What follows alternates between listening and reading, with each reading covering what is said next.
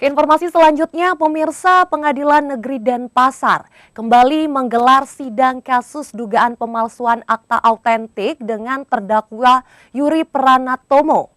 Selain mengagendakan pemeriksaan terdakwa, majelis hakim lebih dahulu memeriksa saksi yang meringankan untuk terdakwa.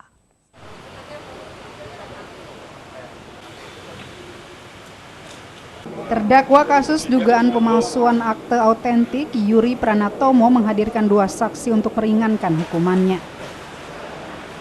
Yuri dihadirkan di kursi pesakitan Pengadilan Negeri Denpasar karena diduga memalsukan draft dalam akte autentik perjanjian kerjasama antara pengusaha sekaligus promotor tinju Zainal Tayeb dengan keponakannya Hedar Giokomo Boysyam.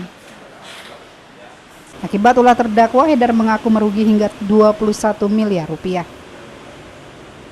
Di depan majelis hakim yang dipimpin Hari Priyanto, saksi Fatur Rahman menjelaskan terkait kerjasama yang dilakukan Zainal Tayeb dengan Hedar. Namun karena ketidakcocokan, Fatur dipecat oleh Hedar selaku Direktur PT Mirah Bali. Sementara pakar hukum Universitas Udayana Gede Made Suwardana menjelaskan perjanjian antar kedua pihak yang bersengketa dapat diselesaikan secara kekeluargaan sesuai kesepakatan dan masuk dalam ranah perdata bukan pidana. Kembali lagi tentang persoalan kalau surat atau akte itu yang tidak lengkap isinya atau kurang, kan sudah diberikan kesepakatan di dalam, karena ini kerjasama bukan jual beli. Kalau jual beli lebih parah lagi artinya ini. Kalau ini sudah kerjasama berarti mereka harus ada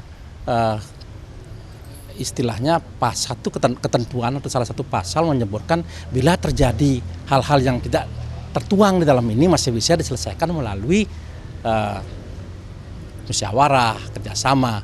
Nah, kalaupun misalnya tidak diselesaikan melalui memilih wilayah hukum Pengadilan Negeri Denpasar gitu misalnya.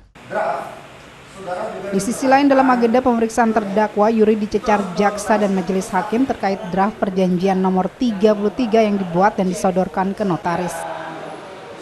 Dalam draft tersebut memuat kerjasama sesuai kesepakatan antara Zainal Tayeb dan Hedar untuk menggarap tanah di kawasan Cemagi, Kuta Utara, Badung. Itu sebenarnya uang itu sudah ada sebelumnya, karena ada jadi penjualan kan.